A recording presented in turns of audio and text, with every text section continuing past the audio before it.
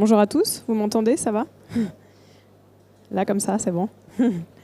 Alors, merci à tous d'être au rendez-vous. Donc, on va parler ensemble du juste emballage avec vis-à-vis des marques durables et de la bio.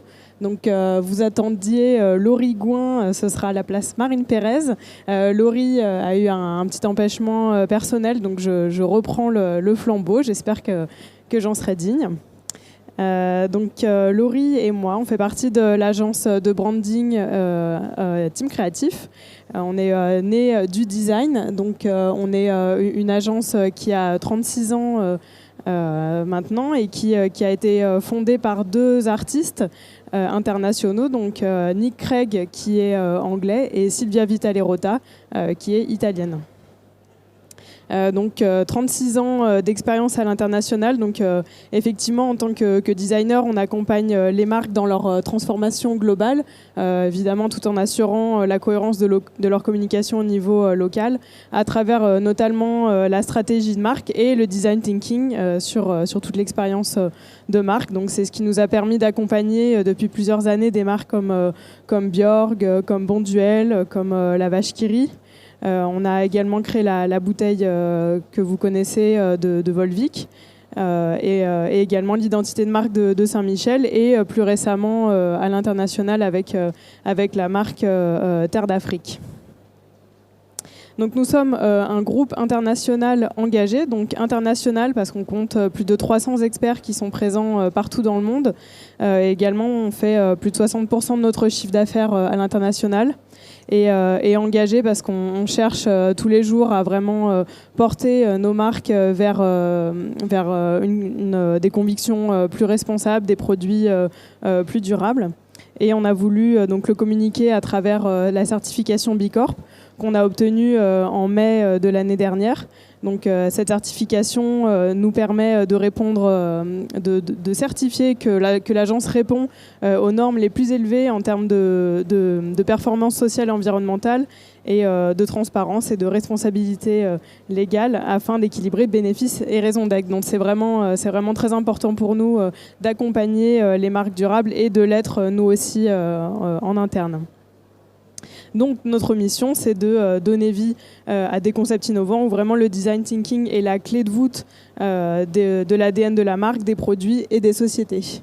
Donc vraiment à travers cette certification B Corp et également en lien avec les lois qu'on connaît tous pour les lois AGEC pour le climat et résilience. Donc on veut vraiment encourager et faciliter la transition de nos clients vers une consommation plus responsable. Donc voilà, placer la beauté au cœur du changement, c'est vraiment ce qui nous anime pour rendre notre réalité plus belle, plus rayonnante et surtout plus vertueuse. On crée des marques iconiques. C'est ce qui nous a permis d'accompagner des grands groupes depuis plusieurs années, voire plusieurs décennies. Je l'ai dit tout à l'heure, donc on travaille avec le groupe Mars, avec Bell, avec le groupe Avril. Vous les voyez sur l'écran. Voilà, c'est vraiment notre raison d'être qui nous permet d'entretenir des relations vraiment fidèles et de confiance avec nos clients pour les accompagner vers le packaging de demain. Donc c'est justement notre thème d'aujourd'hui, donc les marques bio et durables face aux enjeux du juste emballage. Alors on va voir dans un premier temps un petit point de contexte sur vraiment cette course à l'emballage durable qui nous anime tous. Ensuite on va reposer un peu les bases en se posant la question qu'est-ce qu'un juste emballage ? Ensuite, on va voir comment on travaille justement cet emballage, comment on fait pour l'atteindre et pour finir quelques pages d'inspiration pour voir un peu plus long terme.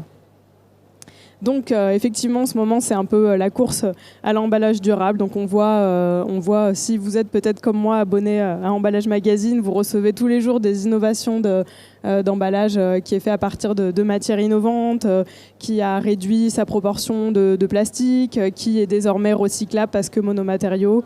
Donc c'est vraiment une course effrénée qui va évidemment dans le bon sens et qui est surtout très communiquée en rayon avec des claims très, très imposants sur je suis 100% recyclé, Barilla avec la fenêtre en plastique qui a été supprimée. Donc voilà, on est vraiment dans une course à tous les niveaux, tous les rayons de l'alimentaire. On a effectivement aussi une multiplication des prises de position et des publications de la part de toutes ces marques, tous ces groupes. On a des alliances, on a des pactes qui se font vraiment pour vraiment atteindre les enjeux de recyclabilité pour 2025. Et en ce qui concerne la lisibilité du consommateur, on a également tous ces scorings environnementaux qui naissent et qui cherchent à aider le consommateur à vraiment choisir le meilleur produit. Donc on a effectivement le Nutri-Score qui va parler plus de la qualité du produit lui-même, mais on a désormais l'Eco-Score par exemple et le Planet Score dont vous avez peut-être entendu parler, qui cherchent à vraiment rendre plus lisible en fait l'impact environnemental des emballages à travers différents critères comme l'origine des matériaux, le mode d'élevage. Donc voilà, c'est vraiment un gros challenge et qui arrive au niveau gouvernemental puisque maintenant le gouvernement en collaboration avec l'ADEME cherche à avoir un affichage environnemental qui soit vraiment globalisé pour permettre à tous de vraiment communiquer sur le côté vertueux de ces produits. Mais malgré tout, tous ces scorings, malgré tous ces claims, le consommateur il reste quand même assez perdu et on a pu voir sur une étude de EY qu'effectivement 79% des consommateurs déclarent manquer d'une bonne information pour se décider à choisir en faveur du développement durable. Donc voilà, on a vraiment conscience de cette complexité et c'est vraiment là-dedans qu'on veut agir pour aider nos clients et toutes ces marques à vraiment faire réellement de l'éco-conception et la communiquer le mieux possible. Et surtout que l'attente des consommateurs envers les marques bio encore plus est d'autant plus forte.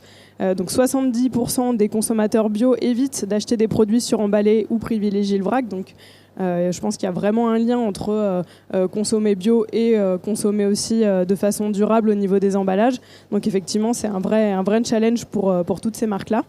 80% déclarent faire attention au type d'emballage utilisé et 39% des Français se disent gênés par les produits bio vendus sous emballage plastique.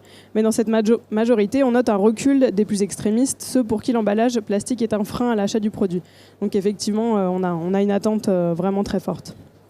Pour en rajouter une couche, le contexte ne nous aide pas. Donc effectivement, on sort à peine du Covid et effectivement au niveau du contexte, ça a changé beaucoup la donne, notamment au niveau de tout ce qui est e-commerce, de tout ce qui est livraison de nourriture à emporter, qui a vraiment fait un bond au niveau de la consommation et qui engendre par conséquent beaucoup d'emballages à usage unique qui vont être jetés immédiatement.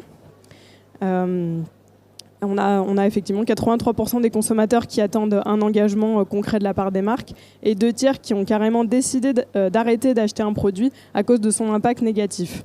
Donc on a ce contexte qui est vraiment prête à réfléchir. On a d'une part le consommateur qui va acheter davantage de restauration à emporter, mais d'un autre côté qui cherche des emballages plus vertueux. Donc face à cette contradiction, il faut vraiment qu'on travaille ensemble main dans la main pour s'y retrouver.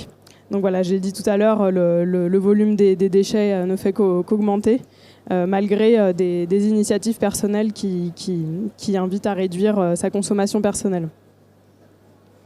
Donc pour y remédier, le gouvernement français a établi des lois et des objectifs. On le sait, on cherche à éliminer les plastiques à usage unique, on cherche à encourager le vrac, le réemploi, à davantage éco-concevoir, à repenser tous les systèmes de vente. Donc effectivement, ça va dans le bon sens, mais ça nous pose quand même des challenges en termes de timing qu'il faut vraiment tous relever au niveau industriel. Et par ailleurs, la dernière couche au niveau des difficultés d'approvisionnement, on le sait, il y a d'une part évidemment le contexte politique qui complexifie un peu l'approvisionnement des matières premières. Et d'autre part, le fait de substituer le plastique dans beaucoup d'emballages pour aller vers le papier a pour conséquence que des difficultés au niveau de la filière du papier qui connaît vraiment une hausse de consommation et donc des délais d'approvisionnement rallongés.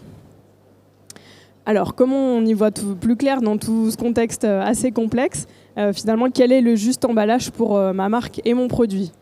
Donc, on va faire une petite respiration pour se dire qu'est-ce que c'est un juste emballage dans tout ça. Donc, d'instinct, on aurait tendance à dire le juste emballage, c'est celui qui respecte vraiment la planète. Donc, ça paraît assez logique et on fantasme un peu l'emballage éco-conçu, le Graal un peu qui existe quelque part et qui va arriver tout d'un coup. Mais pour nous, on pense que c'est quand même un petit peu plus global. Pour nous, le juste emballage, c'est celui qui sera la meilleure réponse pour la planète, pour les consommateurs et pour votre marque ou entreprise à l'instant T. Donc pour nous, l'importance, c'est vraiment que le juste emballage, il réponde, il puisse répondre à la demande au niveau de la planète, évidemment, en limitant l'impact, au niveau du consommateur, en restant quand même pratique et utilisable, et au niveau de la marque pour évidemment vendre et communiquer ses engagements. Donc si on reprend un peu au début, l'emballage, il a vraiment une raison d'être. Il a des fonctions qui sont vraiment essentielles. Donc ça va être protéger le produit, pouvoir être transporté, être visible évidemment en rayon, être facile à stocker et également être facile à utiliser. Donc on a évidemment parfois des excès, mais on peut vraiment pas se passer d'emballage, et donc c'est pour ça qu'on va travailler à limiter le plus possible son impact sur l'environnement. Donc pour nous, le juste emballage, c'est un emballage qui va être pratique, donc répondre aux besoins du consommateur, donc de façon la plus inclusive possible. C'est vrai qu'on a tendance à oublier parfois le consommateur senior ou le consommateur qui a peut-être des handicaps physiques. Donc comment on va vraiment essayer de créer un emballage au design inclusif, donc qui va être utilisable par tous. C'est un emballage qui va évidemment être éco-conçu, donc limiter autant que possible son impact sur l'environnement tout en étant industriable à grande échelle. Être industrialisable, donc être également rentable pour l'entreprise et raisonnable en termes de prix pour le consommateur. Et enfin, être iconique, donc pour rendre la marque mémorable. On peut pas vendre un emballage sans communiquer autour de la marque. Comment on pense le juste emballage? Donc on a déterminé un peu trois critères, trois principes indispensables pour nous pour vraiment penser le juste emballage de demain. Donc dans un premier temps, en ce qui concerne la planète, donc on n'attend pas la solution miracle, on travaille d'arrache-pied avec vraiment cette stratégie des petits pas où on va avancer main dans la main et puis vraiment étape par étape pour créer des emballages plus vertueux, et on réfléchit en parallèle à des solutions plus long terme pour justement atteindre ce Graal du juste emballage. Au niveau du consommateur, donc c'est vraiment important de le respecter. Donc on pense à l'usage de l'emballage au quotidien. Et également, on communique les convictions de la marque avec honnêteté et avec pédagogie. Donc on sait que désormais le consommateur, il est vraiment informé. De plus en plus, il sait ce que c'est un bioplastique, même si c'est encore assez complexe, il sait recycler. Donc je pense que c'est vraiment important de communiquer avec lui de façon honnête et de ne pas sortir des claims un peu en l'air, surtout que maintenant on a vraiment une législation très pointue par rapport à la façon dont on parle des éco-emballages. Et au niveau de la marque, on va la valoriser, on lui donne de l'impact et de la cohérence pour vraiment la rendre puissante et influente. Le but, c'est qu'on avance tous dans la même direction et qu'on s'aide vers ce fameux juste emballage. Donc quelques petits exemples. Donc dans la catégorie les petits pas responsables, donc on a différentes initiatives. Donc on parlait tout à l'heure de Barilla qui supprime sa fenêtre en plastique. Ça paraît rien, mais finalement à l'échelle de Barilla, de cette grande distribution, ça fait vraiment une grosse différence en termes de consommation de plastique. On entend beaucoup parler de toutes les bouteilles en plastique. On a par exemple Heinz qui s'est associé avec le papetier Pulpex pour concevoir une bouteille en papier. Donc là encore, on se dit, est-ce que ça a vraiment un meilleur impact ou est-ce que c'est du greenwashing? Je pense que c'est un début vers autre chose et tous ces fournisseurs-là travaillent vraiment d'arrache-pied pour réussir à faire ce papier avec le moins de plastique possible qui puisse être barrière alimentaire. On a l'initiative Loop que vous connaissez très probablement, qui a été créée en 2019 et qui incite à la réutilisation et à la consigne un peu 2.0. Donc c'est une initiative qui prend de l'ampleur et qui continue. Donc en France, par exemple chez Carrefour. Et voilà, on attend la suite. On a Burger King qui s'est associé aussi avec Loop pour créer des emballages qui sont lavables et réutilisables. Voilà, au niveau des directives européennes, on va inciter les fabricants de bouteilles à avoir des bouchons solidaires pour éviter qu'ils soient perdus dans la nature au moment où ils sont jetés. Donc là, on a Tetra Pak qui a réalisé ce bouchon solidaire qui reste attaché sur les briques. Et également par rapport à tout ce qui est suppression de plastique, de matières inutiles, on a Evian qui a créé cette bouteille No Label où on vient juste graver la marque sur la bouteille. Au niveau de tout ce qui est pour le consommateur, au niveau de l'amélioration de la praticité et de la pédagogie, on a également plein d'exemples. C'est vrai qu'on se dit que quand on crée un nouvel emballage, c'est vraiment l'opportunité de travailler aussi la praticité. Donc ça va être par exemple la refermabilité, le fait de tenir debout, comme par exemple avec Haribo qui crée un emballage qui peut tenir debout et se refermer. On a par exemple Mentos qui crée son emballage en carton et qui explique comment on va utiliser ce nouvel emballage puisqu'il n'est plus en plastique. Voilà, on a beaucoup de marques qui vont aller à fond sur la communication, que ce soit on-pack ou online, pour expliquer leurs convictions. Donc c'est le cas de cette marque de lait végétaux. J'ai oublié la marque maintenant que je la vois plus. Ça me revient plus. Désolée. Et on a également aussi Kinder qui communique assez récemment sur le fait que son emballage externe, enfin secondaire, est recyclable, mais pas encore celui à l'intérieur. Et ce qui est vraiment intéressant, c'est qu'on va vraiment assumer qu'on n'y est pas encore, mais on communique vraiment à fond pour dire c'est in progress, comme on voit un peu avec l'agriculture en transition, enfin l'agriculture durable en transition, où je pense par exemple à la marque, je vais dire des bêtises, Jules, ouais c'est ça, qui parle de sa communication in progress. Donc c'est vraiment très intéressant de se dire, même si on n'y est pas encore, on a fait des petits pas et on vous promet qu'on travaille dur pour en faire plus. Et enfin, un autre petit exemple que je voulais vous montrer, c'est ce couvercle qui est fait en bioplastique et qui va vraiment améliorer la praticité au niveau de l'usage d'un gobelet. Donc déjà, il est complètement recyclable et en fait, de par sa rigidité, il permet de faciliter la prise en main du gobelet, de pouvoir plus facilement boire, et donc c'est totalement recyclable. C'est là.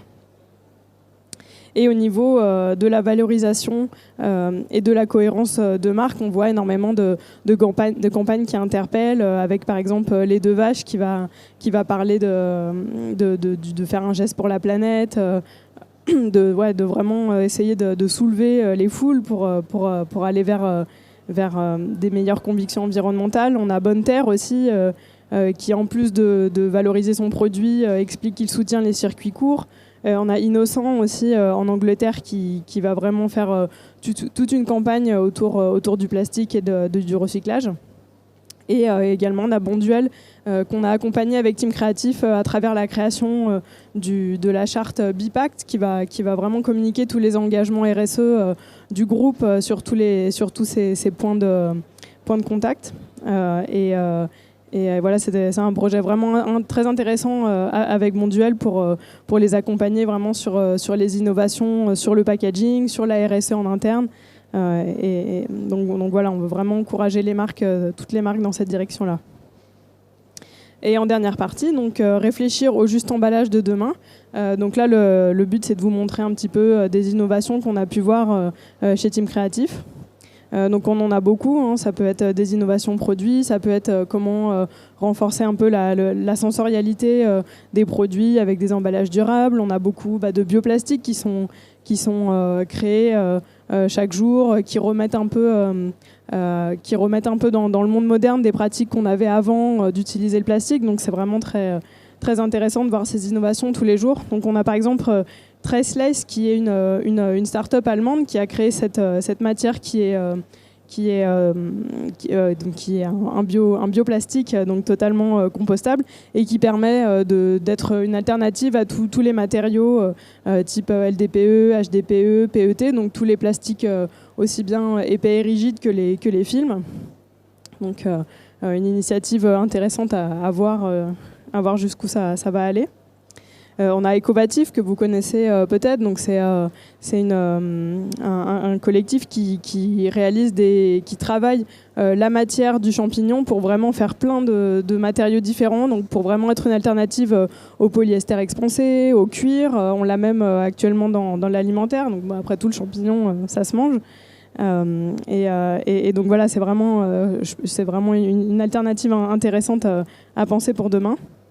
On a Daba aussi du point de vue de la consigne et de la réutilisation. Je ne sais pas d'ailleurs s'ils sont sur le salon. En fait, peut-être que vous connaissez. Donc c'est un système de consigne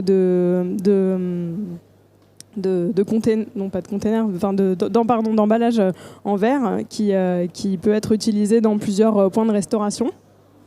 Donc là aussi, une initiative intéressante. Et vraiment, on a trouvé aussi cette innovation qui s'appelle Push and Dose. Donc c'est un emballage souple et recyclable qui permet de verser, d'être une alternative aux contenants pour les poudres, pour le chocolat, pour les épices. Mais dans un emballage qui est beaucoup plus léger et avec un impact beaucoup moindre sur l'environnement, avec ce système très ingénieux où il suffit justement de pousser sur les parois du sachet pour révéler la partie qui vient verser la poudre. Et également, par rapport à tout ce qui est réutilisation, on a Repack qui d'ailleurs s'est associé à Royal Canin assez récemment, et qui permet de ne pas réutiliser à chaque fois des colis et de les renvoyer. Donc on est vraiment en boucle fermée pour limiter tous ces emballages justement qu'on a de plus en plus avec toutes les livraisons et le e-commerce. Voilà, donc en conclusion, vos produits et vos process sont en constante amélioration. Donc nous, on est là pour vous accompagner avec l'amélioration constante de vos packaging vers une limitation de leurs impacts environnementaux. Donc voilà, changeons le monde pas à pas. Il ne faut pas avoir peur d'en faire trop peu, c'est toujours suffisamment. Rome ne s'est pas faite en un jour, il suffit d'un battement d'aile pour changer le cours des choses. Donc merci à tous. Si vous avez des questions, n'hésitez pas.